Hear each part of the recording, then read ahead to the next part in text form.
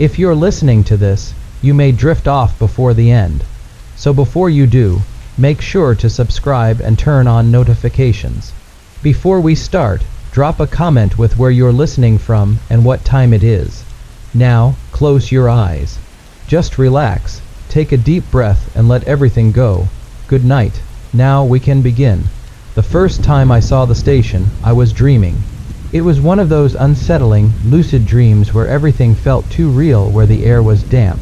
The flickering overhead lights buzzed faintly, and the scent of old metal and rainwater clung to the air. The subway platform stretched out before me, empty, except for a single bench and a rusting vending machine with no buttons. The name of the station was missing where the usual signage should be. Only a blank, dust-covered board loomed overhead. Something about the place felt wrong. I took a step forward, and the sound of my footstep echoed too loudly, as if the station were hollow, stretching beyond my perception.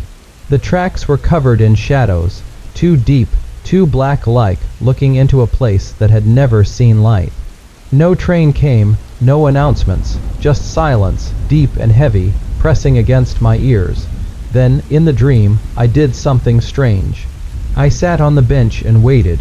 I don't know why, but I felt like something was coming, and then a whisper. It didn't come from the tunnel. It came from behind me. I turned my head slightly. I wasn't alone anymore. A woman sat at the far end of the bench, facing forward, hands folded in her lap. Her clothes were soaked, as if she had been caught in a storm.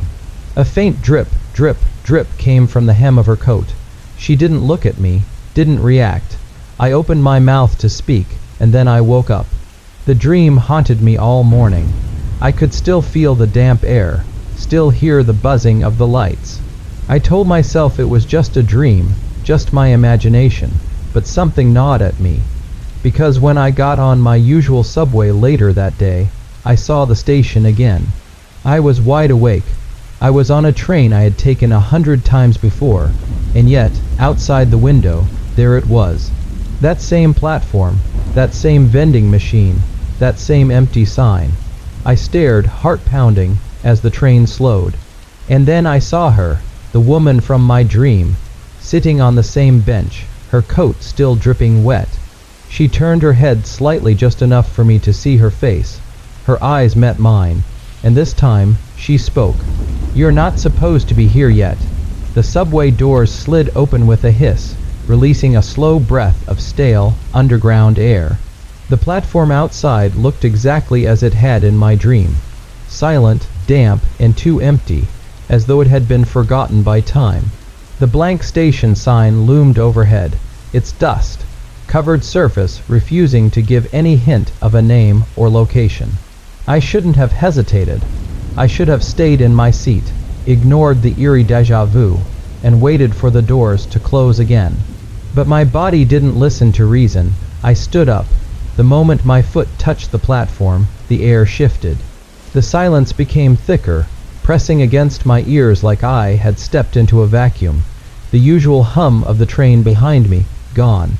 The warm, artificial lighting flickering, dimming, and then the train doors slammed shut. I spun around just in time to see the passengers inside, their faces blurry through the window, looking ahead, unaware. The train didn't pull away immediately. It just sat there, humming, waiting, as if it expected me to change my mind. I took a step forward, my breath fogged in the air. The temperature had dropped. The woman on the bench hadn't moved. She still sat there, head tilted slightly, watching me. Drip, drip, drip. The sound of water hitting the ground filled the silence.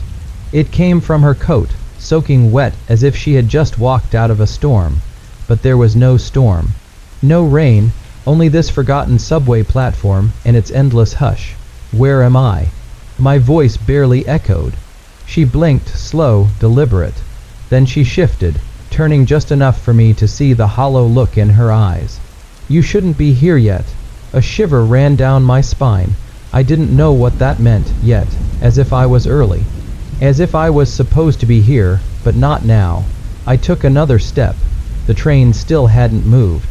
The lights inside flickered, and for a split second, I thought I saw someone watching me from between the seats. Something wrong. The woman exhaled softly, and the lights above us dimmed further. It's not safe here, she murmured. Her voice was soft, hollow, as if it were being pulled away before it could reach me. The train rumbled. And then the doors unlocked. A second chance. I turned sharply, my instincts screaming at me to get back inside. But as I moved, so did she, not standing, not walking, just closer. She was in front of me now. Drip. Drip, drip. I froze. The water from her coat wasn't water anymore. It was dark, thick, seeping into the cracks of the platform. Her lips barely moved. If you leave now, you might still wake up. The train's engine roared. The doors started closing. I lunged forward, the moment my foot crossed the threshold. Darkness.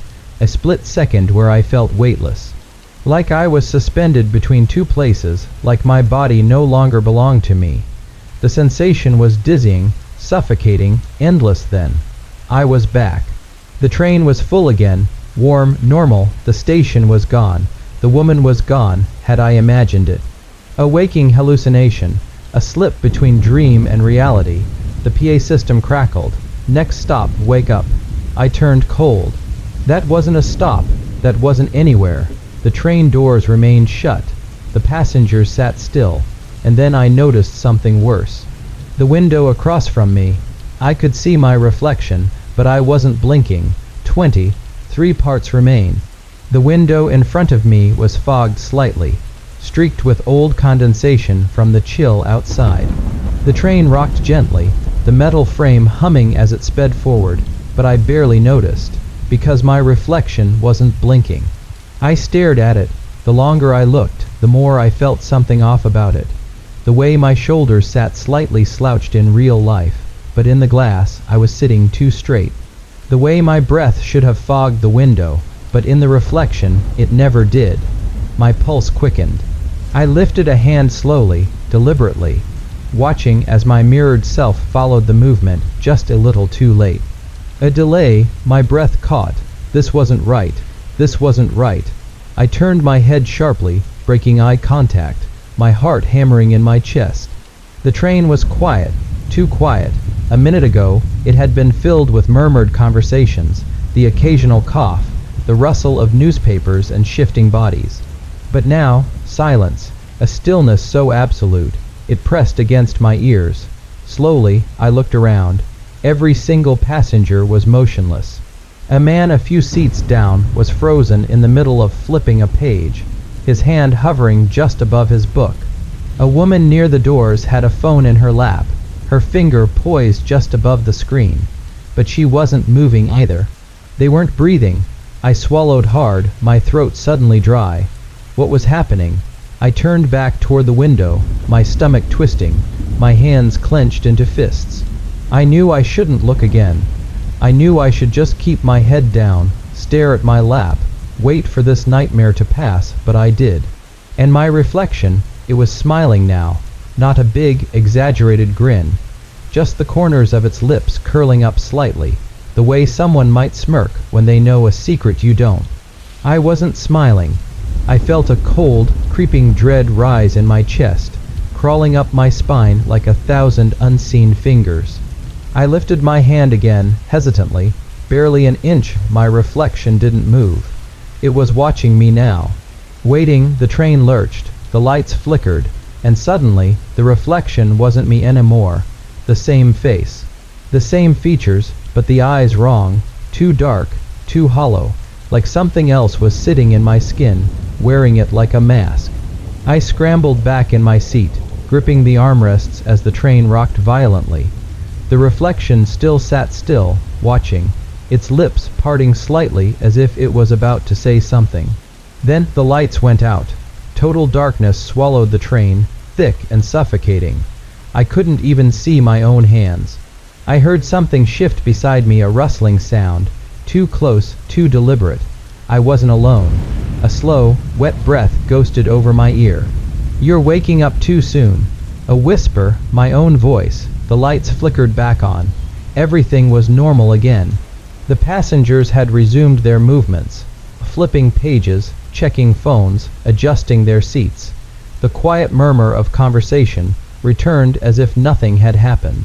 The train kept moving, but when I looked back at the window, there was no reflection at all. The train slowed. The usual rhythm of wheels against the tracks shifted, the steady rocking turning sluggish, uneven. The lights above flickered twice, their glow stuttering like a failing heartbeat. I glanced out the window.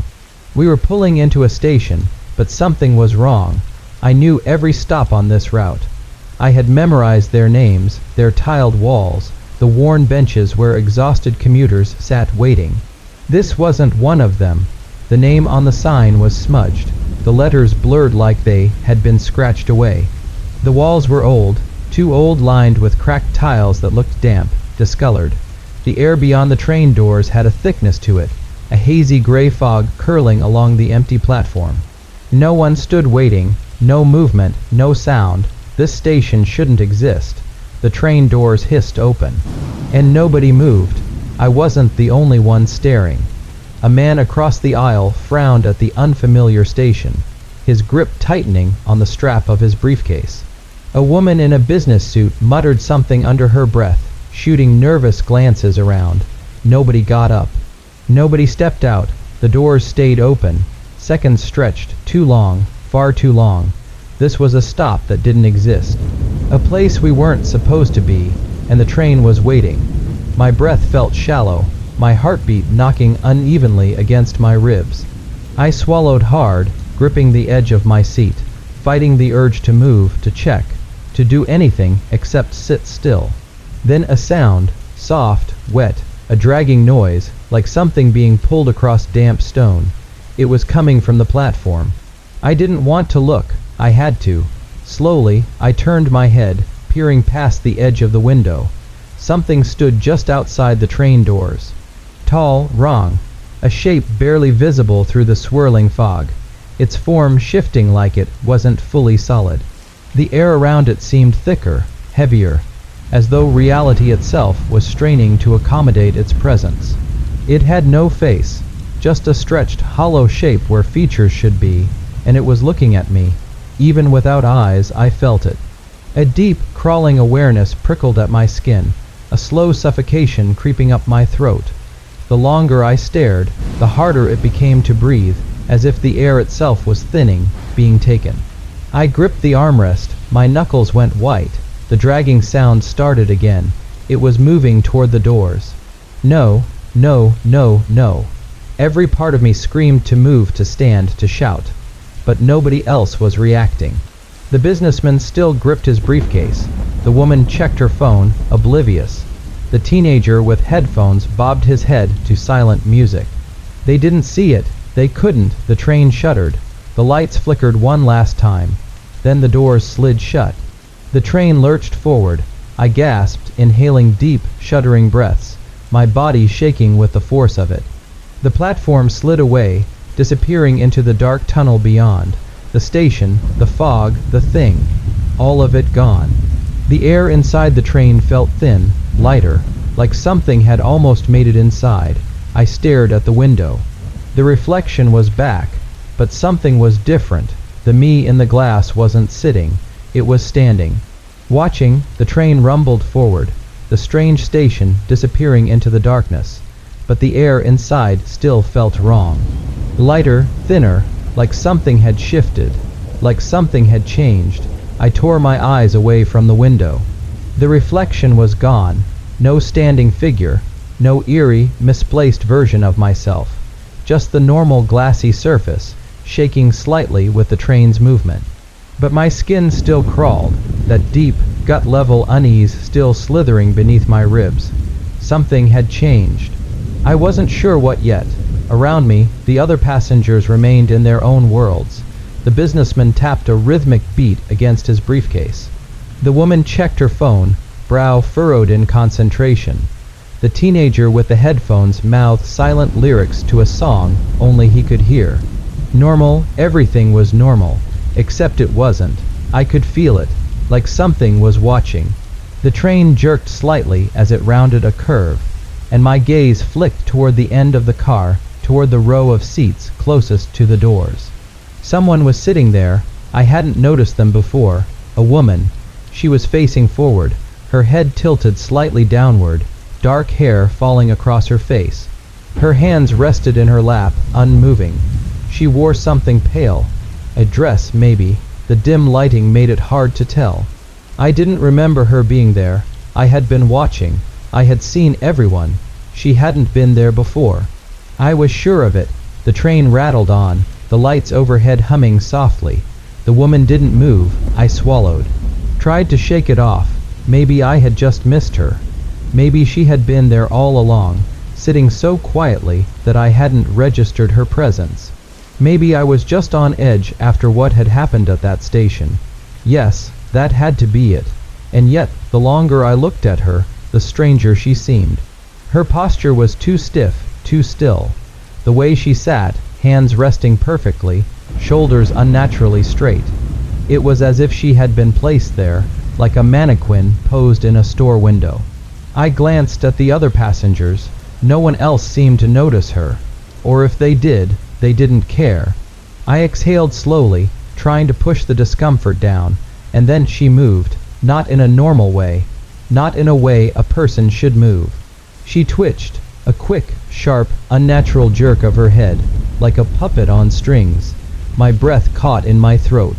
She twitched again, a small, broken movement, and then, slowly, her head began to turn.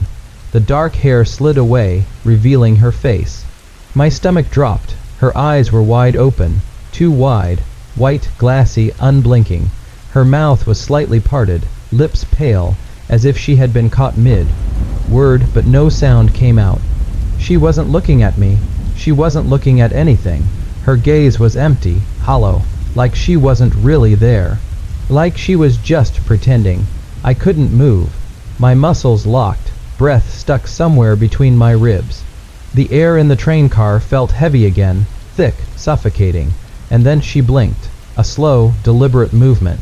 Her eyes shifted, and suddenly, she was looking right at me. The train jerked, the lights flickered. And in that fraction of a second, she was gone. The seat was empty, like she had never been there at all.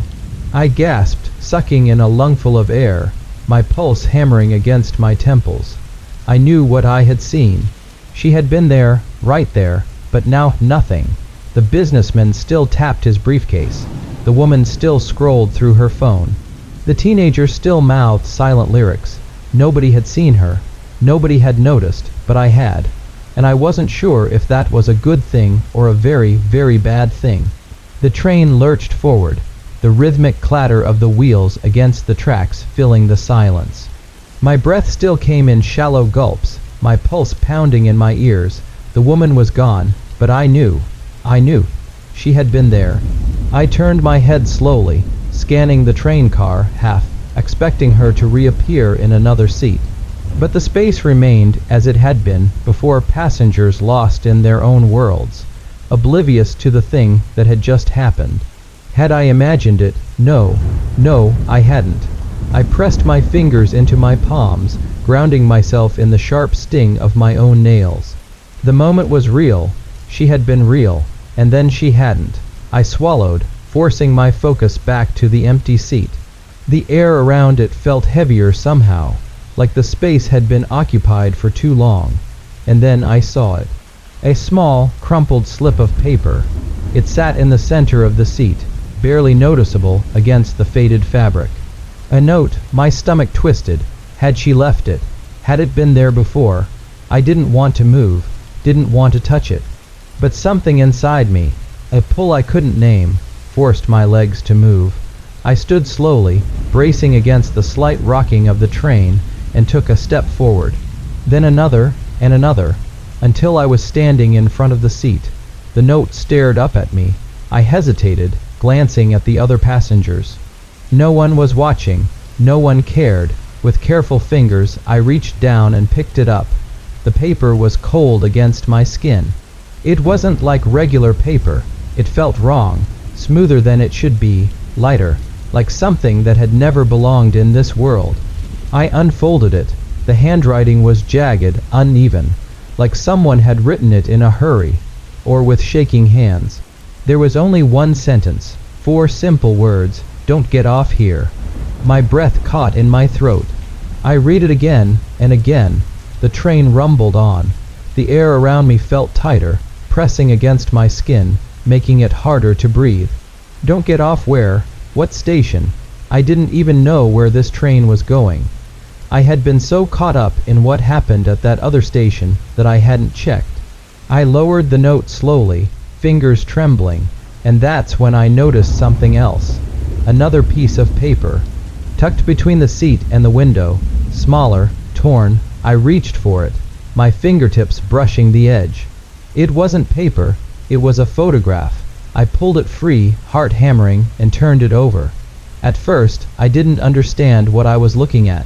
It was blurry, grainy, like an old, damaged film photo. The lighting was dim, but I could still make out the shapes. A subway platform, a station, people standing at the edge, waiting for the train. But something was wrong. The people, they weren't right. They stood in perfect, unnatural stillness. Their heads were tilted slightly forward, their arms limp at their sides. Their faces were empty, hollow, like they weren't waiting for the train at all, like they were waiting for something else. I swallowed hard, turning the photo over. There was more writing. This time, only one word, a name. The station I had seen in my dreams, the station that wasn't supposed to exist. Harbridge. My grip tightened around the photo. Harbridge, the station that had disappeared. The station that was never supposed to be real. The train lurched again, and I felt it slowing. A voice crackled through the speaker. Next stop. I didn't breathe, didn't move. Harbridge. My stomach dropped. The note crumpled in my fist.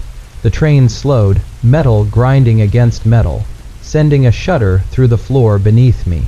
My fingers clenched around the note, the crumpled paper damp from my sweating palms. Harbridge.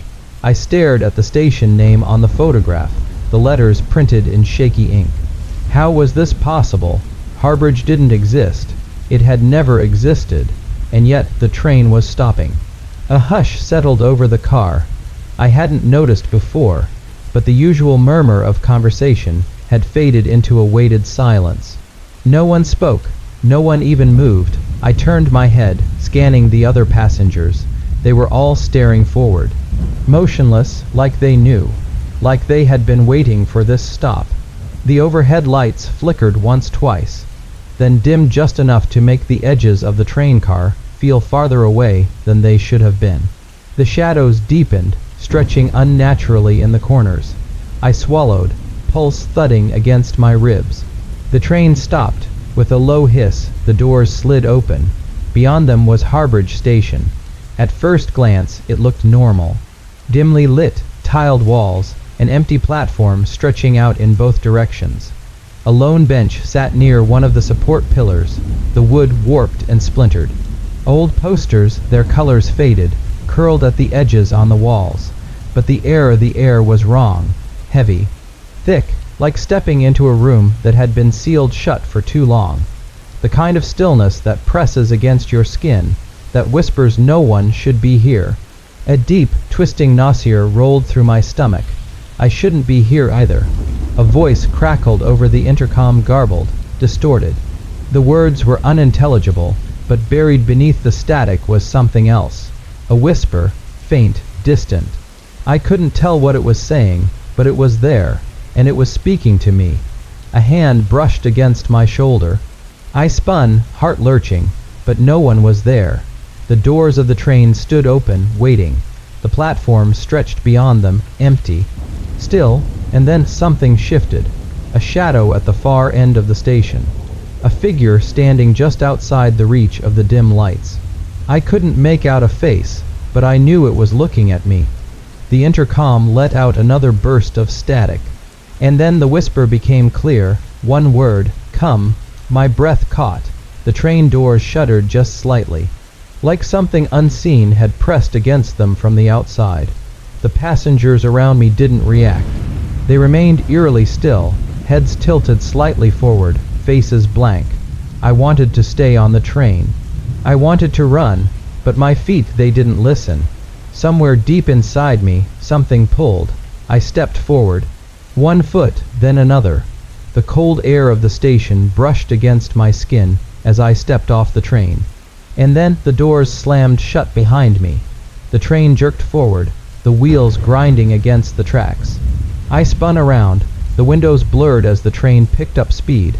The passengers inside remained still, their heads turned slightly toward me, faces blank. Not watching, just waiting, and then the train was gone. I was alone at Harbridge Station. The whisper had stopped, the air pressed against me, too thick, too heavy. The overhead lights flickered again. Somewhere in the distance, metal groaned, a door, opening. The shadow at the far end of the platform moved, and I realized I wasn't alone after all. The silence of Harbridge Station wasn't empty, it was watching. A low, electric hum vibrated through the stagnant air, buzzing through the old flickering lights. The walls, cracked and stained with years of damp neglect, seemed to press inward. The tiled floor beneath my feet felt wrong, too smooth, almost wet, and the shadow at the far end of the platform, it had moved. I stood frozen, the muscles in my legs coiled tight, a rabbit caught between fight and flight. The train was gone, swallowed by the dark tunnels. There was no way back, no one to ask for help, only the station and the thing waiting inside it. I turned slowly, heart hammering against my ribs, scanning the platform. The empty bench near the pillar, the posters on the walls, their edges curling with time. One of them caught my eye, a map. I took a hesitant step toward it. The tile squished beneath my shoe, like stepping onto damp earth instead of stone. I ignored it. The map was faded, the ink blurred, but I could still make out the red dot marking my location. Harbridge, but below it, scratched into the surface, written over and over in erratic, jagged letters, was a warning. Don't walk the tracks, don't look at it too long, don't speak to the ones who speak first. A shiver traced up my spine. I lifted my gaze back to the platform. The shadow was gone. My throat tightened. A door creaked somewhere behind me. Slow, uncertain, I turned, my breath catching in my throat. Beyond the platform, past the rusted tracks, was an old maintenance door. It was open now, swinging slightly, moving in a breath of air that shouldn't exist. There was a staircase beyond it, leading down into the dark. And then a footstep, soft, deliberate, not mine. The hair on my arms rose. It came from behind me, near the bench. I turned back, heart hammering. There was a man sitting there now. I hadn't heard him arrive, hadn't seen him move. He was dressed in a rumpled suit, his head tilted downward. His hands rested on his knees, fingers curled slightly. At first he seemed normal, but then I saw his face, or rather, the lack of one. His skin was there. The shape of a nose, a jawline, the curve of his brow. But where his eyes should have been, where his mouth should have been, was nothing. Smooth, empty. A featureless mask of skin. My stomach turned over. He lifted his head slightly, as if he knew I was watching. A pressure settled in the air. The same pull I had felt on the train. I took a step back. The station groaned. The overhead lights flickered. I glanced toward the tracks, remembering the warning, don't walk the tracks. I had no intention of doing that. But then a voice, low, soft, just behind me, excuse me. My breath caught. The warning scratched into the map burned in my mind. Don't speak to the ones who speak first. A cold sweat broke out along the back of my neck. I didn't turn around. The voice spoke again, closer now. Excuse me, can you help me? I clenched my fists, forcing myself to remain still. Don't speak, don't look, don't react. The air thickened. The station groaned again. A third time, the voice whispered directly beside my ear. Excuse me. I ran, straight for the open maintenance door. The darkness swallowed me whole. The last thing I heard before the door slammed shut behind me was the sound of something moving too fast across the platform. And then, silence, thick, heavy, watching. I had escaped the station, but I wasn't sure if that was a good thing. The air changed the moment the door slammed shut behind me. It was heavier down here, denser. Like the weight of the entire city had pressed itself into this underground space. sinking deep into the walls and floor. I pressed my palm against the door, breath coming fast. The metal was cold, unnaturally so. I turned the handle. Locked, I was trapped. The only way was forward. The tunnel stretched ahead, vanishing into thick, impenetrable darkness. The walls were damp concrete, covered in patches of black mold that curled in strange, twisting patterns. A few rusted pipes ran along the ceiling, occasionally dripping, but the water smelled wrong, sharp, metallic. The faintest hum vibrated through the air, not electricity, something deeper, something alive. I swallowed hard and stepped forward. My foot landed on something soft. I froze. Slowly, I looked down. The floor wasn't just dirt and old concrete. It was littered with objects: a child's shoe, caked in grime, a set of rusted keys, a pair of broken glasses, a wedding ring, its gold band still gleaming despite the dust. Things people had lost. I moved carefully, stepping over them, heart hammering. The tunnel curved ahead, disappearing into blackness. A rusted sign hung from the ceiling by a single chain, swaying slightly, as if disturbed by a breath of wind that shouldn't exist. I tilted my head to read it. Maintenance access, keep out. Beneath those words, someone had scratched something else into the metal. IT knows you're here. A chill crawled up my spine. Something shifted in the darkness ahead. A sound wet, dragging. My breath caught. I reached into my pocket, fingers closing around my phone. I turned on the flashlight. A narrow staircase led deeper underground. The steps were uneven, cracked, and covered in scratches. Some looked like old scrapes from tools. Others didn't. The dragging sound came again, closer now. Something was in here with me. I shone my light ahead, trying to pierce the dark. The beam flickered as if struggling to stay on. The tunnel seemed to swallow the light, reducing its reach to just a few feet. I stepped forward, each movement careful, deliberate. The air smelled stale, rotten. Then I saw it, not a thing, a person. At least it had been. A figure slumped against the far wall, half hidden in shadow. A man in a transit worker's uniform, his back pressed to the cold concrete. His head hung at an odd angle, chin touching his chest. A radio sat beside him, long dead. His shirt was stained dark, crusted with something dry. My stomach twisted. "Sir," I whispered. No response. I took another step. His head snapped upward. My breath hitched in my throat. His eyes were open, wide, staring, but he wasn't seeing me. He was looking past me. I turned. The tunnel was empty. Just the dark. The hum in the air deepened. I turned back. The worker wasn't there anymore. The radio, the body, the uniform, gone. But something was left behind. A small, handwritten note sat where he had been, torn at the edges, stained. I crouched down, my fingers trembling as I lifted it. The writing was shaky, desperate. I read the words aloud in a whisper. "If you see the station again, it's too late." A single drop of water fell from the ceiling, splashing onto the paper. I looked up, and then I heard it. From somewhere deeper in the tunnel, a train horn, but there were no tracks down here. My heart pounded. I wasn't alone in the tunnels, and I wasn't sure if I could ever get back out. The train horn echoed through the tunnels, a deep, low bellow that vibrated in my ribs. The sound rolled through the darkness, impossibly distant yet somehow right next to me at the same time. I turned sharply, scanning the tunnel, but I saw nothing.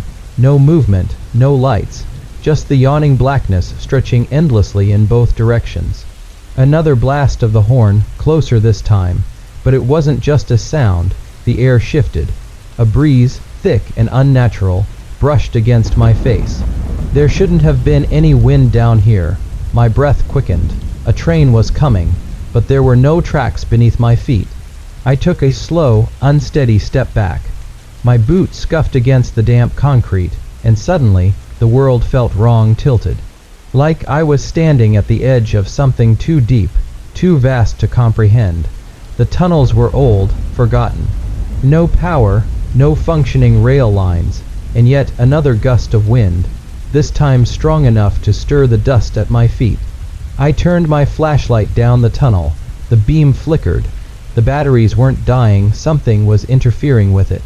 The deeper hum that had been vibrating through the tunnel walls intensified, growing into a low, electric roar. And then I saw it. At first, it was just a glow, a faint shimmer in the distance, a set of lights, hazy and distorted, like looking through thick fog. I took a step forward, drawn in despite myself. The glow sharpened, and suddenly, I could see it, a subway train. Silent, motionless, sitting 50 feet ahead on tracks that shouldn't exist. The metal was aged and rusted, the windows grimy and streaked with something dark. The entire train vibrated slightly, like it was straining to move but couldn't. I swallowed. I recognized it. It was the same train from my dreams, the one I had ridden night after night, and the doors were open. A space of absolute blackness waited inside. I took a step forward before I could stop myself. Then a shadow moved behind one of the windows. I wasn't alone. My breath caught. The movement was slow, deliberate. Something was inside the train. Watching, the feeling of wrongness pressed down on me, thick and heavy. I had the overwhelming sensation that if I stepped onto that train, I would never step off again. A whisper of sound, so soft I almost didn't hear it, a voice, coming from inside the train, muffled, distant, like someone calling from underwater. I took another step forward. The voice became clearer, a single word, run. My stomach clenched. The train horn blasted again, deafening this time. The doors slammed shut, and the train lurched forward. The wind tore past me, strong enough to make my jacket whip against my body. I stumbled backward as the train gained speed. The lights inside flickered. For a split second, I saw faces in the windows. Vacant, motionless, watching, and then it was gone, vanished into the tunnel ahead, but the sound remained. The hum of something waiting, something that had been expecting me. I turned, heart pounding, and saw something new. Something the train had left behind, a ticket, lying on the damp concrete at my feet. It was blank. Except for a single message, one more ride. I swallowed hard. I knew, deep in my bones, that this wasn't over. I had seen the station in my dreams, and now the station had seen me. The blank ticket lay at my feet, its edges damp from the moisture clinging to the tunnel walls. I didn't want to touch it, but something about it called to me. The air around me felt denser, heavier, as if the tunnel itself was pressing in. The train had vanished, swallowed by the dark, but the low hum it left behind still vibrated in my bones. I crouched down slowly, flashlight trembling in my grip, and reached for the ticket. The moment my fingers brushed the paper, a chill shot through me. Not just a normal cold, something deeper. It felt like my body had been dropped into deep, black water. A rush of noise filled my ears. A station announcer's voice warped and crackling, murmuring names I recognized. My head snapped up. The tunnel was empty. Just me, the silence, and the ticket. I lifted it carefully. It looked like an ordinary train ticket, at first faded ink, flimsy paper. But then, letters began to appear. Faint at first, then darkening like ink seeping through old parchment. A list, names, line after line of names. My breath hitched as I read them, because some of them, I knew them. Some were people I hadn't spoken to in years. Some were people who were already dead. And then I saw my own name. The ink shimmered slightly, as if it had been written only moments ago. A dull ringing filled my ears. I gripped the flashlight tighter, my pulse hammering. I looked at the name above mine.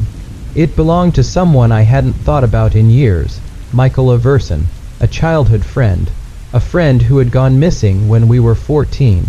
He had vanished without a trace, and below my name there was one more slot, still blank.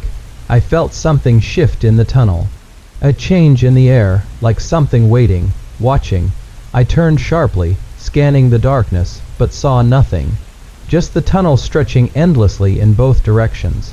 I turned back to the ticket, and the empty space below my name was no longer empty.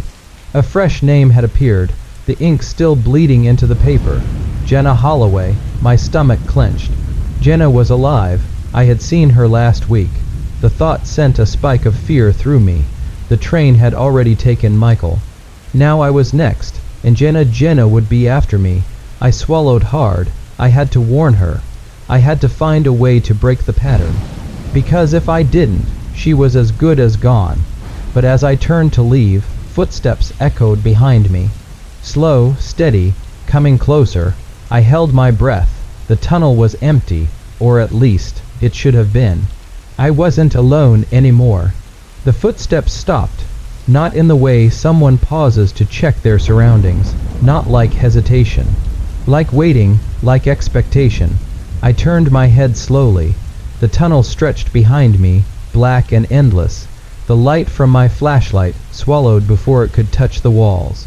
The air smelled damp, of old metal and something stale, forgotten, but there was no one there. Or rather, there was no one I could see. I gripped the ticket so tightly my fingers ached. The list of names burned in my mind, especially the last one, Jenna Holloway. The ink was still drying, but the most horrifying thing, the thing that made my breath shudder in my throat, Michael Averson's name had a single, dark line through it, as if he had been crossed out, as if he had already been taken. A deep, slow creak echoed from the tunnel's depths. Metal shifting, a door sliding open. Somewhere, the train, it was coming back. I didn't know how I knew, but the certainty of it settled deep inside me, heavy and cold. I had to move. I turned and ran. The platform that shouldn't exist, my footsteps pounded against the concrete, echoing in the suffocating silence. The tunnel seemed endless, stretching on and on, the shadows shifting strangely, like they were watching me. Then a light, up ahead, faint but there, a platform. I should have felt relief, but something was wrong. The air was heavier here, pressing against me. The space around the platform seemed to bend, like it wasn't fully real, like it wasn't supposed to exist. And yet I knew it was waiting for me. I slowed as I stepped onto the platform, breath unsteady. The bench was old, wood worn smooth, as if countless people had waited here before me. The walls were covered in old, torn transit posters. Some of them were too faded to read, but others I wished I hadn't looked. Because some of them had faces, not advertisements, not artwork, just faces, and I recognized one of them. Michael, he was staring directly at me, his eyes empty, like he knew I was here, like he had been waiting for me. A shiver raced down my spine. I turned away from the poster, and that's when I saw it, a timetable. It was cracked, the glass covered in a thin layer of grime, but I could still read it. There was only one departure listed. No city name, no destination, just a time, 3 o'clock. I checked my watch. It was 2:59. And then the rails began to vibrate. Somewhere down the tunnel, metal shrieked against metal. The train was almost here. I turned the ticket over in my hands, desperate for answers. And that's when I noticed the back wasn't blank anymore. New words had appeared, faint but readable. One passenger must board. I inhaled sharply, a choice. Either I got on, or someone else would take my place. And I already knew whose name was next, Jenna. The station lights flickered. The ground trembled beneath me. The wind from the tunnel rushed past, icy, unnatural. Then, with a deep, groaning screech, the train emerged from the darkness. Its doors slid open, waiting for me, for someone. I swallowed, pulse hammering. I had 1 minute to decide. And no matter what I chose, someone wasn't going to be coming back. The doors stood open, waiting. The train had no markings. No advertisements, no route number, no destination. Just a long, gleaming metal shell with doors that led into a space I couldn't fully see. The station lights buzzed faintly, flickering in uneven pulses. The air felt thick, like it was pressing down on me, urging me forward. I looked down at the ticket in my hands. One passenger must board. The ink had darkened, as if it had just been written. I swallowed hard. If I didn't go, Jenna would. That much I understood. But if I did, would I ever come back? Would I end up like Michael, A face on the wall, empty-eyed, watching. The seconds ticked by. I looked at the platform. It was empty, too empty. Even though I had felt something there in the tunnel, watching, waiting. A step into the unknowable, I took a slow, hesitant step forward. My breath fogged in the air. It was cold inside. Unnaturally cold, like stepping into a place that didn't belong in the world I knew. The moment my foot touched the train's floor, I felt it. Something shifted, like a thread had been pulled, unraveling everything I thought was real. The doors slammed shut behind me. I spun, pressing my hands against the glass. The platform was gone. Not fading into the distance, not disappearing behind a tunnel, just gone, like it had never existed at all. I turned back toward the train, and that's when I realized I wasn't alone. The passengers who shouldn't be there at first, I thought the seats were empty. Then the shadows shifted. Shapes sat motionless in the dim light. Figures wrapped in stillness. No one moved. No one blinked. Their faces were hidden by the flickering light, but I could feel them, watching. I took a step forward. The train was silent. No hum of an engine. No creak of metal tracks beneath us. Just the faint sound of my own breath, uneven and shallow. Then a whisper, faint, from the seat closest to me. I turned my head slowly. A woman sat there, dressed in faded, old-fashioned clothing, hands folded in her lap. Her skin was too pale, lips tinged blue, but her eyes, they were locked on mine, sharp, aware, unlike the others. She spoke again. Her voice was dry, brittle, like someone who hadn't spoken in years. You shouldn't have gotten on. A chill rolled through me. I opened my mouth, but before I could speak, she lifted a single, trembling hand. She pointed at my ticket. I looked down. The ink had changed again. New words. The train only lets one passenger leave. A sharp breath left me. I turned back to the woman, but her seat was empty, gone. Just like the platform, a hollow pit opened in my stomach. I was on a train with no destination, with passengers who shouldn't exist, and only one of us would be allowed to leave. The lights flickered. A chime rang through the silence, and somewhere ahead, the train began to slow. Something was waiting at the next stop. The train slowed, but not in the way a normal train should. There was no grinding of metal, no shift in weight, no sound of wheels against the tracks. It was as if the world around me had stretched, unraveled, and the train simply drifted to a stop in a place that hadn't existed a moment before. A low chime echoed through the cabin. The doors hissed open. Beyond them lay something that shouldn't have been there. A station that shouldn't exist. The platform outside was dimly lit by an unnatural glow, flickering as if struggling to stay alight. The walls stretched into darkness, lined with massive worn-out posters that had no words, just faint, shadowy figures blurred into the background, like they were watching. The air had weight, a thick, pressing silence. I didn't know if I was supposed to get off. I didn't know if I could. I turned, expecting the passengers to be motionless, but they weren't. Their heads had shifted, ever so slightly, toward the open doors. Their gazes fixed on the station outside, waiting, watching, as if something was supposed to happen. Or someone was supposed to leave. My fingers clenched around the ticket. The train only lets one passenger leave. A chill worked its way up my spine. I glanced at the woman's empty seat. Had she gotten off? Had she been taken? Or had she simply ceased to exist? I wanted to move, to step back, to retreat into the train's dim light. But something shifted at the edge of the platform. A shadow. It moved wrong. Not like a person.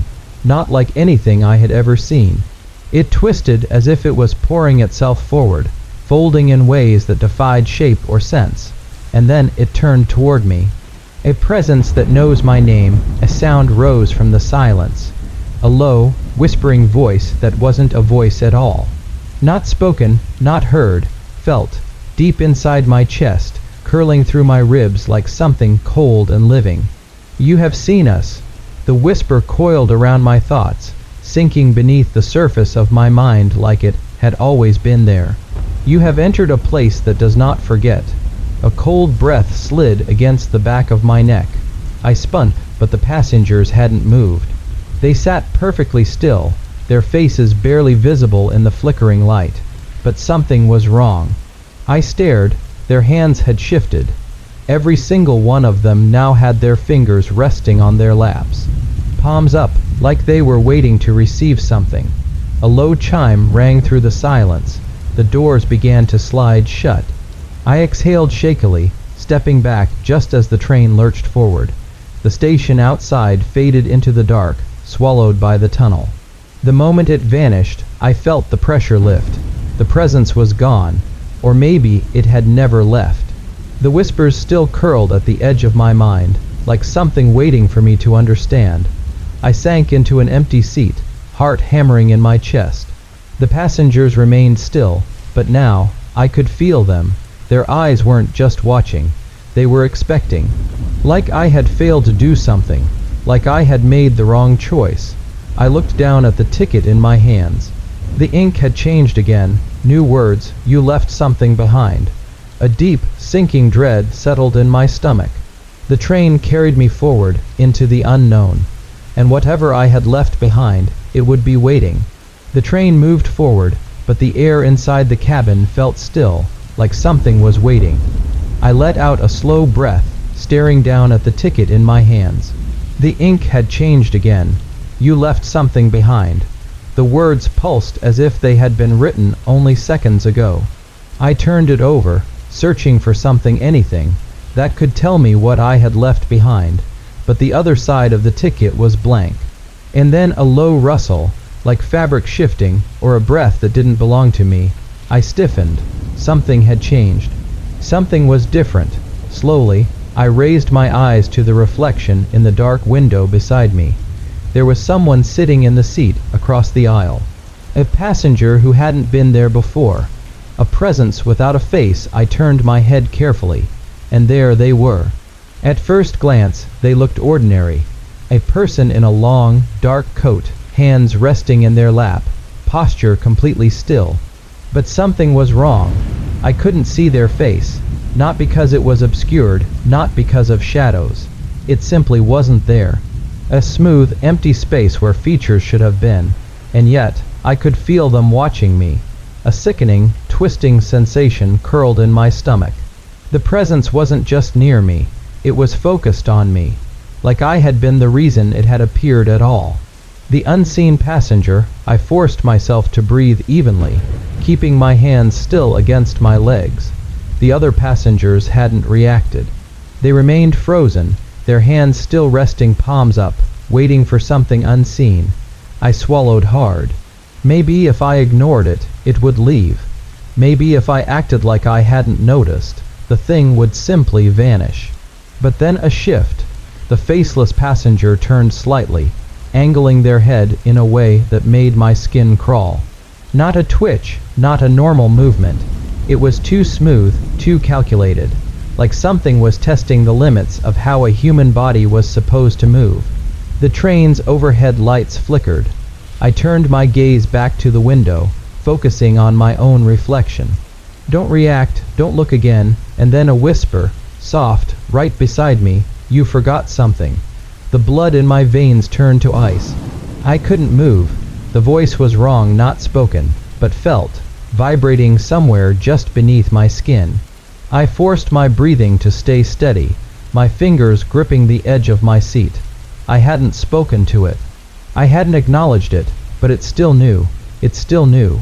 A name I never gave, a slow, dragging sound like fabric pulling against the seat. It was leaning closer. The train lights dimmed, shadows stretching long and unnatural across the floor.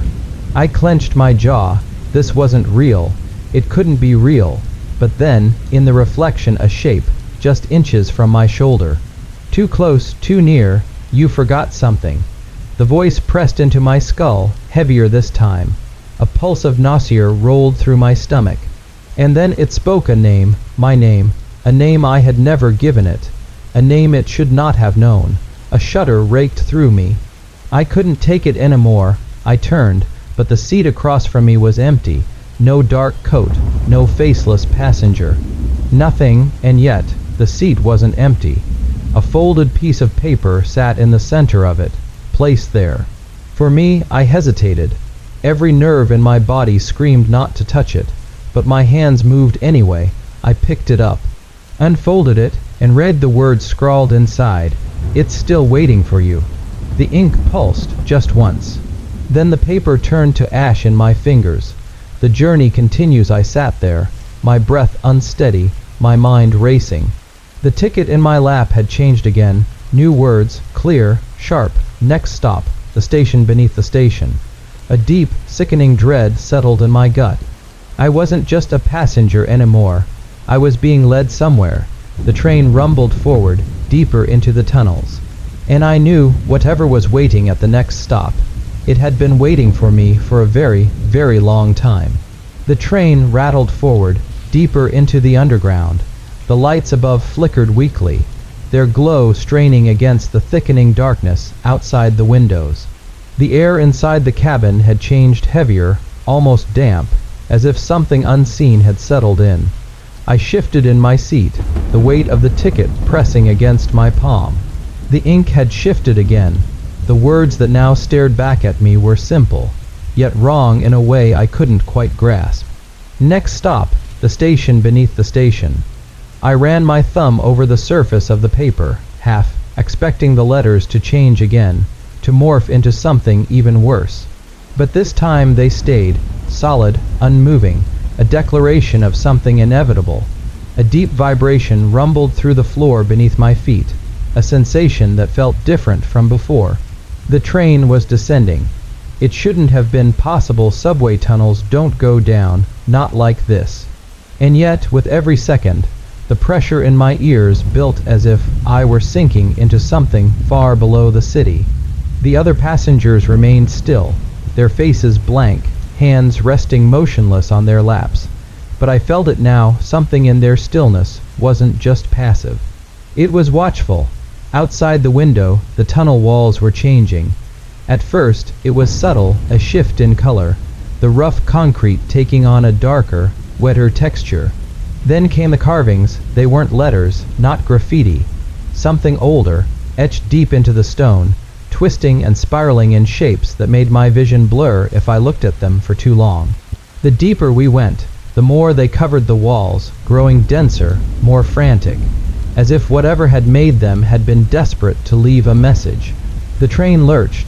I gasped, grabbing the edge of my seat as the world tilted downward. It wasn't just descending anymore, it was plunging. The fluorescent lights flickered wildly, casting long, jerking shadows across the ceiling. The passengers didn't react. My pulse hammered in my skull. The sound of the train changed. Where before it had been the steady, rhythmic clatter of wheels against tracks, it was now something else. A groan, a deep, hollow sound, as if the train was moving across something that wasn't entirely metal. The windows were black now, no tunnel walls, no lights, nothing, just an endless void. I tried to swallow, but my throat was dry. How much longer until the stop? How much further could we possibly go? A shape flickered outside the glass. I froze. It was only for a second, a brief, impossible glimpse in the darkness. But I had seen it, a figure moving alongside the train, keeping pace. My breath shuddered out. I wanted to tell myself it was a trick of the mind, an illusion caused by the flickering lights. But deep down, I knew better. I knew I wasn't supposed to see it. The air grew colder. A whisper brushed against my ear.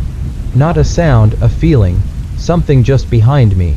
I clenched my fists. I wouldn't turn. I couldn't. The lights above gave a final, shuddering flicker, then died. Darkness swallowed the cabin, and in that instant I felt it. Movement not from me, not from the train, from everything else. A rustle of fabric. A slow, deliberate shift of unseen limbs. They weren't still anymore, the passengers, the empty, seeming bodies that had sat so lifelessly beside me.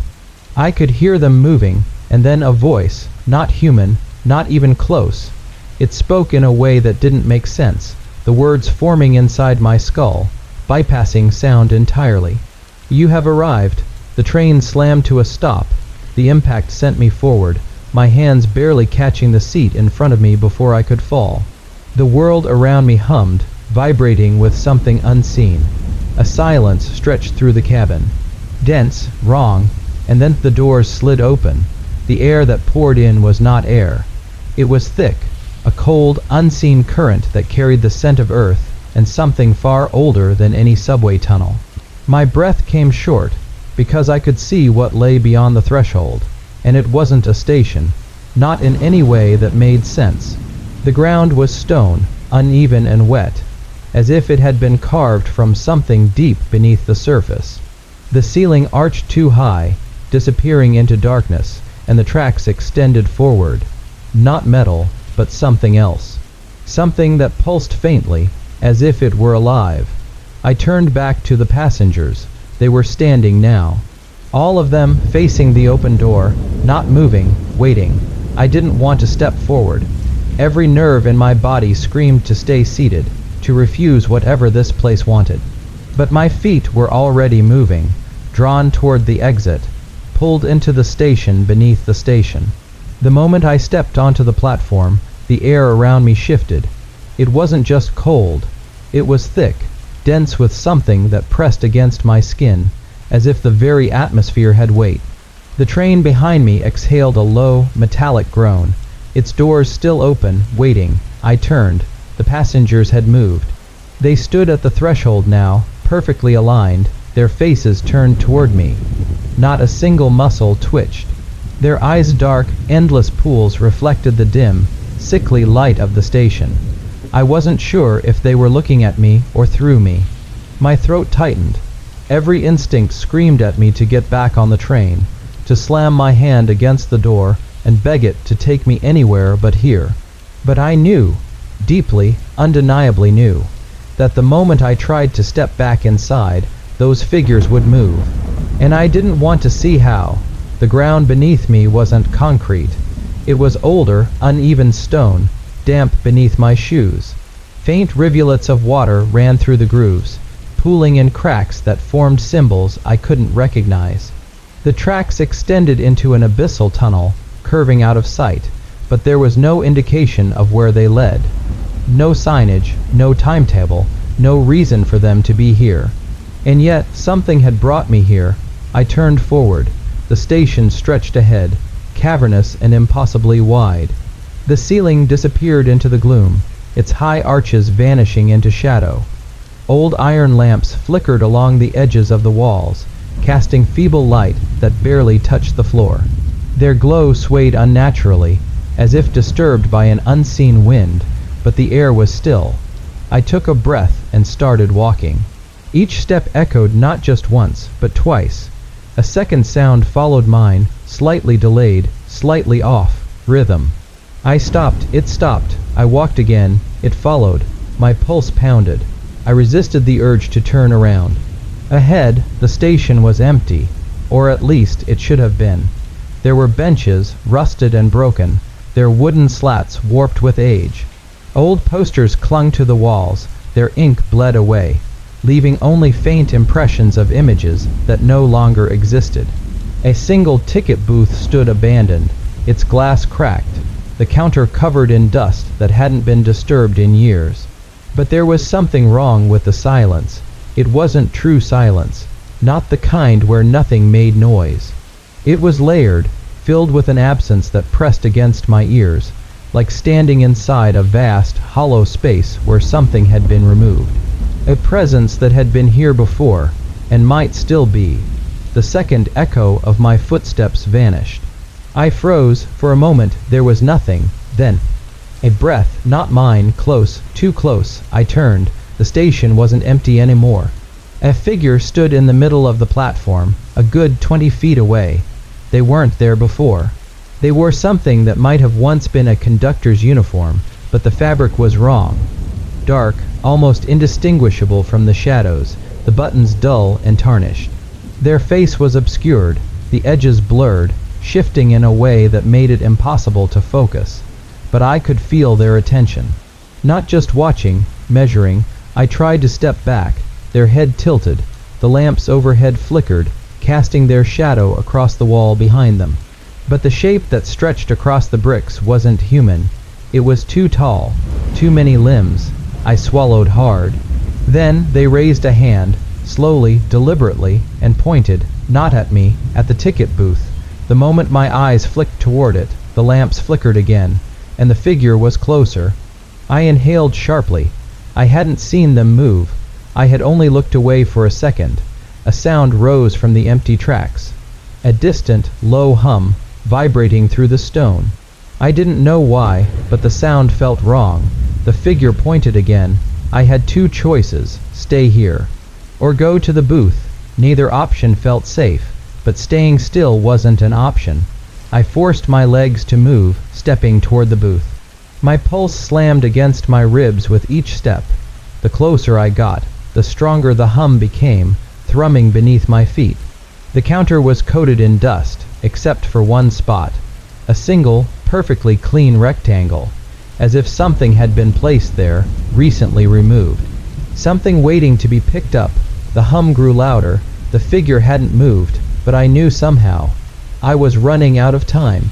I raised my hand and touched the counter. The moment my fingers met the smooth surface, the station shifted. Not physically, not in any way that could be seen, but the feeling of the space changed, as if something had clicked into place. The figure lowered their hand, the lamps flickered, and they were gone. A single object now sat in the empty rectangle. A ticket. It wasn't like the one I had before. The paper was old, fragile. The ink faded almost beyond recognition. But the words were still legible: for one return trip. The hum stopped. The silence returned, thick and waiting. I didn't know where the return trip would take me, but I was starting to realize I might not be the first to hold this ticket, and I might not be the first to never use it. The station was silent again, but the air felt heavier, thick with something unseen, something waiting. I stood there, the ticket resting between my fingers, its edges delicate, as if time itself had worn it down. It smelled faintly of old ink and something else, something metallic, almost like rust. I didn't move at first. I just listened. The distant hum was gone, but the silence wasn't empty. It pressed against me, whispering its absence, making me feel like I was standing at the edge of something vast and unknowable. My heartbeat was the only sound, and even that felt muffled, as if the station itself was swallowing it whole. The tracks stretched ahead, disappearing into the yawning tunnel. The darkness beyond it was absolute, swallowing even the dim light of the flickering lamps. And yet, something inside me knew there was a train there, a train that never left. I turned the ticket over. No date, no time, only those 3 words: for one return trip. Return to where? A gust of air brushed against my skin, soft, barely noticeable, but it carried a scent: damp stone, oil, something faintly electric. It was subtle, but I knew what it meant. Something had shifted. I stepped back toward the platform's edge. The tracks remained empty, the metal rails dull with age, but the air around them had changed. There was a stillness, a quiet pull, like the world was holding its breath. Then the first vibration, a deep, distant tremor, so soft it barely disturbed the dust at my feet. Then another. It wasn't coming from the tunnel, it was coming from below. I took another step back. The ground beneath me felt different now, less stable, less real. The sensation sent a shiver crawling up my spine, the feeling of standing on something that should be solid but isn't. And then I heard it, not a train whistle, not the screech of brakes or the rattle of approaching wheels. A breath, long, slow, deep, not from me, not from any human. It came from the tunnel, from the blackness beyond the tracks. A sound that didn't belong in any station, in any world I understood. It was the kind of sound that made the hairs on my arms stand on end, not because it was loud, but because it was wrong. And I wasn't alone anymore. A shadow moved at the far end of the platform. It wasn't like the conductor from before. It wasn't waiting, watching. This one lingered, as if hesitant, as if deciding something. I didn't want to look, but I couldn't not look. It stood just at the edge of the dim lamplight, its form blurred, shifting, not quite human. Not quite anything, and then it took a step. The platform groaned beneath its weight, the sound deep and old, as if the station itself objected to its presence. My fingers tightened around the ticket. Another step, the lamps flickered, another. It was moving toward me. The breath from the tunnel came again, slower this time, dragging through the air like something vast and unseen was waking up. I took a step back. My heel hit the base of the booth behind me. I was out of space. The shadow took another step, then stopped. For a long moment, it simply stood there. I couldn't see its face, its hands, its shape beyond the shifting edges of what it was. But I felt its attention, the weight of it, pressing against my skin like something tangible, and then, a whisper, not in words, not in a language I knew, but I understood. It was asking me a question, not with sound, not with movement, but in a way that made my stomach twist, my mind recoil. Will you take the train? The ground trembled beneath me. A distant screech echoed from the tunnel. Not a normal screech, not the sound of wheels against metal. It was deeper, rawer, something alive and rusted and aching. The shadow didn't move. It was waiting for my answer. The whisper still clung to the air, unseen but heavy, like damp fog pressing into my lungs. It hadn't been a voice, not exactly. It had been something deeper, something that settled into my bones, an unspoken question curling around my ribs. Will you take the train? The shadow at the platform's edge hadn't moved. It stood in the flickering half-light, its edges uncertain, shifting like the ink of an old photograph bleeding into the paper. I tried to focus on it, to define it, but my mind rejected the shape, slipping away from it like water through fingers. The station groaned again, the walls breathing, the tracks shuddering beneath a weight that wasn't yet visible. I should have left. I should have dropped the ticket and walked away, let the darkness reclaim it, let the station fade back into whatever dream it had come from. But my fingers tightened around the fragile slip of paper. It was warm, the wrong kind of warm, not from my own body heat, not from anything natural. It pulsed faintly, like something alive, and in that moment I knew. I couldn't drop it. It wasn't just paper anymore, it was something else, something that had already marked me. The whisper came again. Not from the shadow, from behind me, slow, deliberate, something unseen breathing just beyond the edge of the ticket booth, just out of sight. I turned. The booth's glass window had darkened. The grime that streaked it was thicker now, clotted, as if the filth had grown over years in the space of seconds. The reflection staring back at me was wrong, warped, distorted, like I was looking through a layer of moving water. My own face blurred at the edges, my eyes just a little too deep, too dark. The whisper came again. Not words, not sound, but something older, something weighty and hollow. A pull at the space behind my thoughts, at the part of me that had always known I would end up here. A shape moved behind the glass, not my reflection, something else. It was taller than me, standing just behind my shoulder. Watching, I didn't turn around. The station shuddered, the air shifted. The tracks below trembled not with the coming of a train, but with something deeper, something waking up. And then, from the shadows of the booth, a hand pressed against the glass. Not mine, not human. Long fingers, too many joints, pressing lightly against the grime. Streaked surface. The skin, or what passed for it, was pale, but not in a way that suggested flesh. More like something drained of color, drained of life. The hand slid down the glass, slow and deliberate. My reflection blurred again. I wasn't breathing. And then, movement behind me. The shadow at the platform's edge took a step forward, and from the darkness of the tunnel, something else breathed in. Deep, slow, waiting. The air folded in on itself, and I knew. The train was coming. The station held its breath. Somewhere deep in the tunnels, something exhaled a slow, heavy breath that rolled out like fog, thickening the air with a weight I could feel in my chest. The ground beneath my feet vibrated, but not with the steady, predictable rhythm of an approaching train. This was different, This was something shifting, stretching, waking up. The ticket in my hand burned now, its warmth unnatural, as if something inside it had been stirred by whatever waited in the dark. My fingers ached to let go, but I knew I couldn't.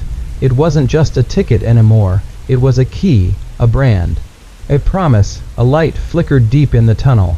Not the steady glow of headlights. It pulsed, uneven, like a candle struggling against a breeze.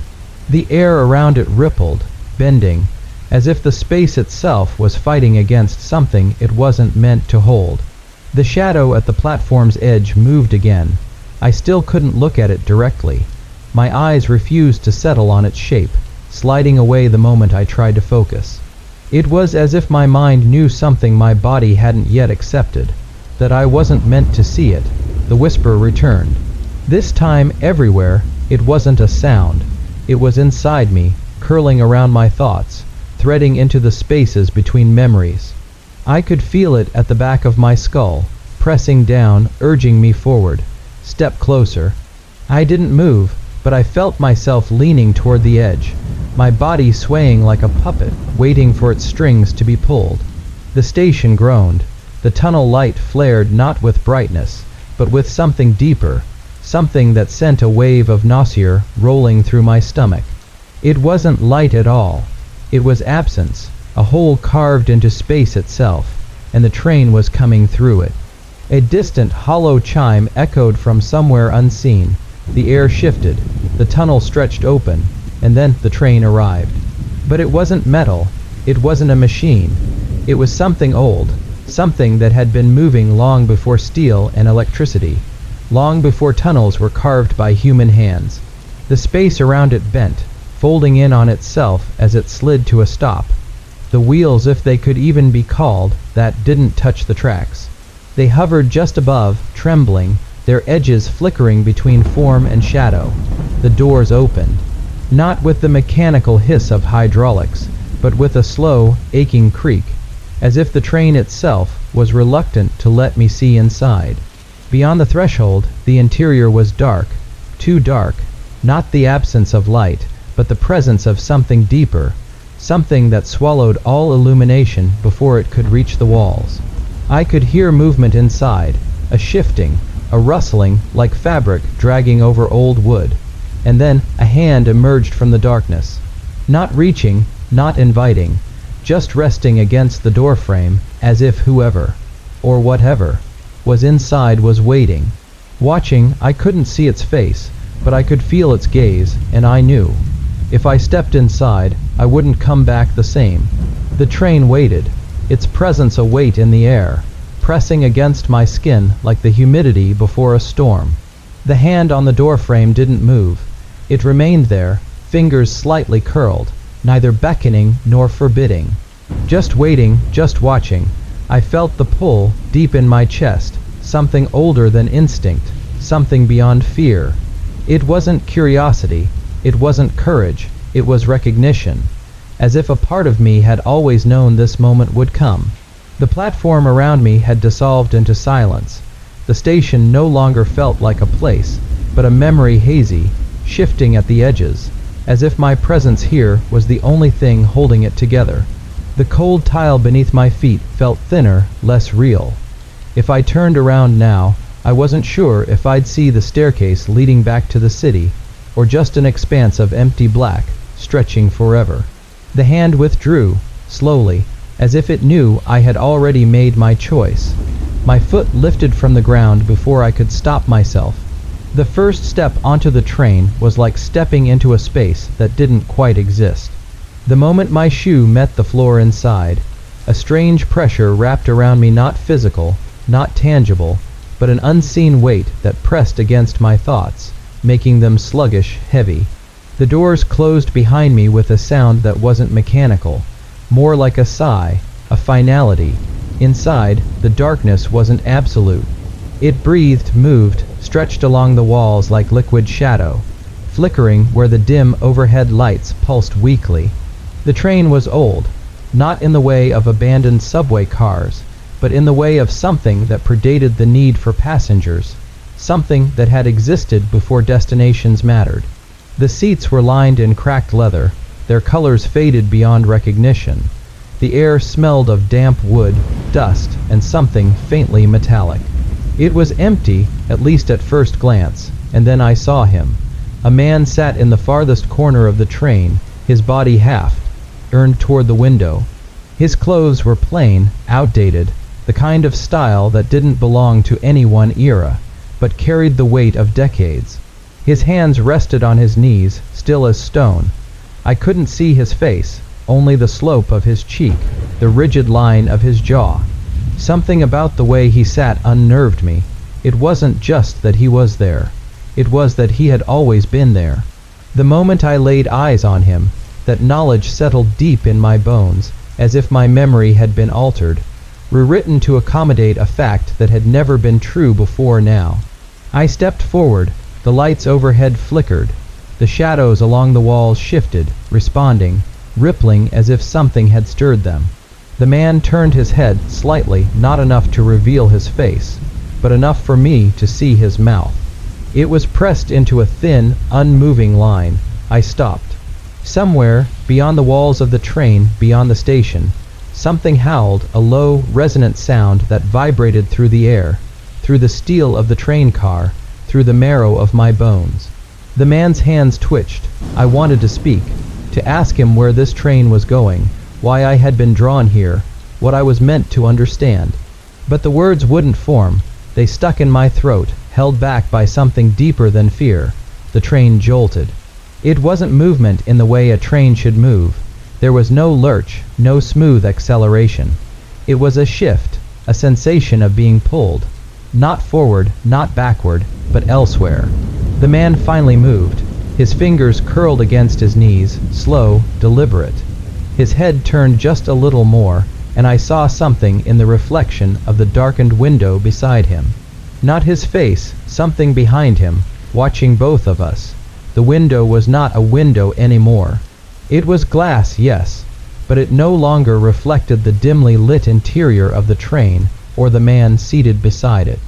Instead, it showed something else, a place that shouldn't have existed.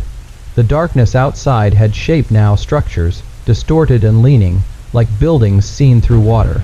Their outlines pulsed, flickering between solid and insubstantial, shifting as if they were breathing. The sky above them was wrong, stretched too wide, too deep, swirling with slow, moving shapes that were neither clouds nor anything I could name. The man beside the window sat motionless. His shoulders were stiff, his hands curled against his knees, but I could see it now. The way his fingers trembled slightly, the way his breath came too shallow, as if he, too, was seeing something he was not supposed to see. I swallowed, my throat dry, and forced my gaze back to the glass. The thing behind him was still there. It wasn't a person. It wasn't anything familiar. Its form was indistinct, but it had eyes too many, scattered across the shifting darkness of its shape, all fixed on me. Not blinking, not moving, just watching. A deep, slow sound rumbled through the train car, not a growl. Not a voice, it was lower, more resonant, vibrating through the walls, the floor, through my bones. The lights flickered again, casting the man's face in brief, fragmented glimpses. He had not yet turned fully toward me, but I saw his jaw tighten. I saw the rigid tension in his throat. He was afraid. The train jolted again, a pulse of motion that wasn't movement, but something else, a shift, a pull, as if the space around us had been restructured in an instant. The view beyond the window changed. The buildings outside were closer now, their impossible angles tilting inward, pressing against one another, as if they were being drawn together. Their windows were dark, but I had the overwhelming sense that something inside them was watching, waiting. The man beside the window inhaled sharply. He saw it too. For the first time since I stepped onto the train, he moved more deliberately, his head tilting just slightly toward me, his body no longer frozen in place. His lips parted, and for a brief moment, I thought he was about to speak. Then the reflection in the window moved, but he didn't. My breath caught in my throat. The shadowed thing in the glass, the one that had been behind him, had shifted forward. Its edges were no clearer than before, but its many eyes were brighter now, shimmering like light on oil. And then, slowly, deliberately, impossibly, it raised its hand. I didn't want to look down. I did not want to look down. But I did, and I saw it. His hands were still on his knees, still clenched, still trembling slightly. But in the window, his reflection's hand was rising. A deep, suffocating cold pressed against my skin. The wrongness of it settled into my chest, thick and heavy. The man exhaled shakily. Then, in a voice so low it barely reached me, he finally spoke. "Don't move." The train shuddered. Beyond the window, something opened its eyes. The train didn't stop. It never did, not in the way it should have, but the motion shifted, the steady, rhythmic glide of the wheels faltering, like a heartbeat skipping a beat. The lights above flickered again, casting long, uncertain shadows across the narrow aisle. The man beside me remained still. His breathing was too measured, too careful, like he was waiting for something, listening for something I couldn't hear. The air inside the car had changed. It was subtle at first, like a distant pressure, a weight that pressed against my skin, against my ribs, making each breath just a little harder to take. The window beside us was still wrong. The glass reflected nothing anymore, only emptiness stretching into itself, swallowing everything. But outside, if it could even be called that, something was different now. A station, a platform. I knew, without any doubt, that it had not been there a moment ago. It wasn't like the stations I had seen before. No bright overhead lights, no scattered passengers waiting in the dim glow of vending machines. This was something else. The platform was narrow, too narrow, stretching into a darkness that swallowed its edges. The walls were cracked, lined with something that might have once been tile, but was now covered in veins of blackened rust, pulsing, shifting ever so slightly in the flickering light. There was someone standing there, a figure. At first, I thought they were facing away, their form barely more than a silhouette against the eerie glow of the station. But then they moved, not a full motion, not a turn, just a shift. Enough for me to see that they had no face. Just smooth, pale skin where features should have been. The train jolted.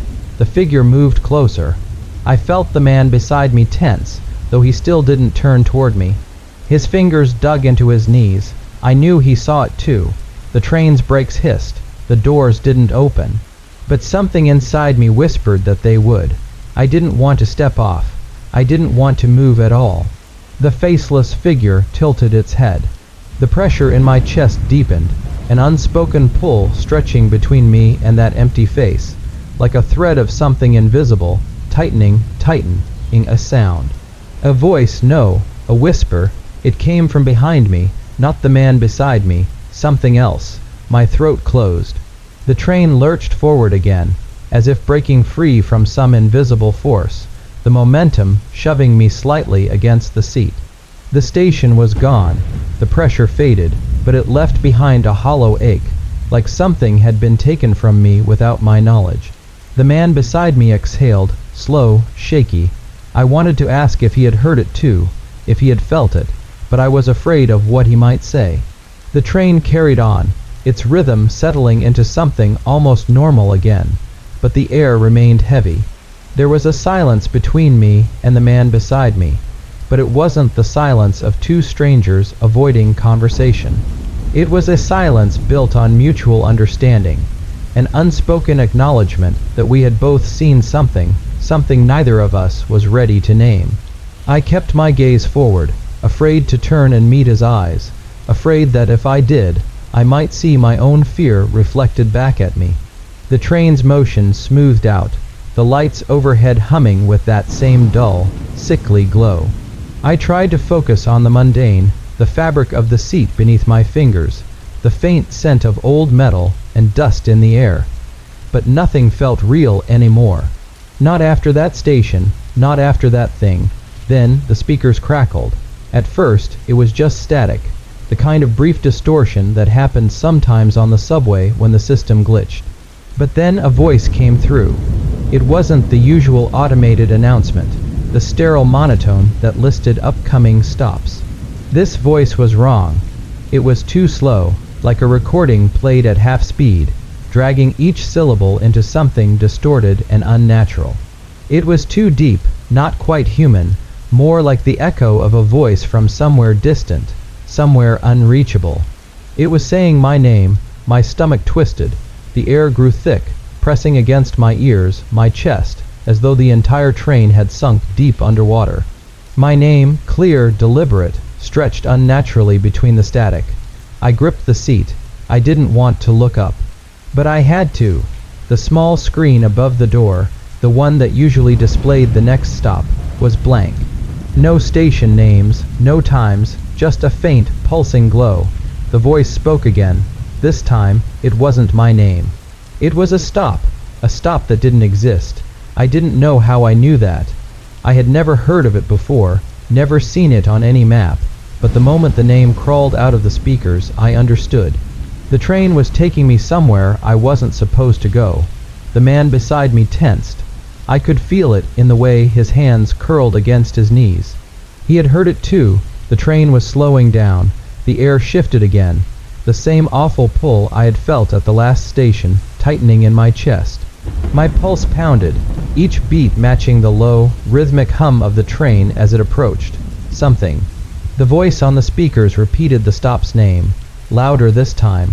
I wanted to ask the man beside me if he had heard of it, if he knew where we were going, but my mouth was too dry. My tongue felt heavy, useless. The words wouldn't come. A light flickered past the window. Dim, sickly yellow. A platform was ahead. We were arriving. The train slowed to a stop, the air around me pressing in as if the weight of the entire underground had collapsed onto my chest. I didn't want to look at the platform, but I couldn't help it. Through the scratched window, I saw a place that shouldn't exist. The station stretched beyond sight, swallowed in thick, colorless mist. The overhead lights flickered weakly, casting long, uneasy shadows on the platform's cracked tiles. There were no signs, no maps, no advertisements peeling from the walls, just emptiness. A void carved into the world. The doors slid open with a sound like wet fabric tearing. No announcement, no chime, no signal to step off. And yet I knew this stop had been meant for me. The man beside me shifted. His breath had gone shallow, his hands gripping his knees as if to anchor himself to reality. He hadn't moved to stand, but he didn't seem relieved either. He was waiting. So was something else. The platform was not empty. I almost missed them at first. Shapes just beyond the mist, standing too still, their outlines barely visible in the dim light. They weren't moving, weren't speaking, but they were watching. I could feel them. I swallowed hard, forcing my breath to slow, to steady. My pulse drummed in my ears, a steady, desperate rhythm against the silence. I wasn't supposed to be here. The thought dug into my skull, into my ribs, repeating itself like a warning I should have listened to long ago. But it was too late. The voice on the speakers crackled to life one last time. It didn't say a name. It laughed, not a human laugh, not a sound of amusement or warmth. It was deep, layered, distorted, like something too large to fit inside the train was exhaling its joy at my fear.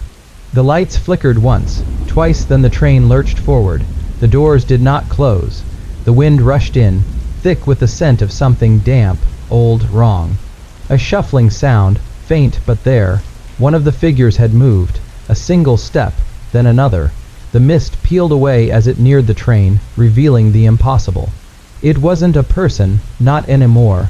The shape was wearing my face, a perfect, hollow reflection of me. My features stretched too thin, my eyes empty, my mouth barely moving, but I heard it speaking. It was saying my name. I stumbled backward, my mind screaming to run, to wake up, to do anything but stand there. But the man beside me grabbed my arm. His grip was iron, his fingers digging into my wrist with urgency, with warning. "Don't move," he whispered. His voice was shaking. "If you run, it follows." I looked at him, my breath caught in my throat, my body locked in place. The thing with my face took another step, then another. The train was moving again, inching forward, its doors still wide open. I could still jump out. I could still leave, but the man's grip tightened. His voice was barely audible. Stay. I didn't know why I listened. I didn't know why the moment my body leaned forward just a fraction. The thing's head tilted, as if it had been waiting for me to make that choice.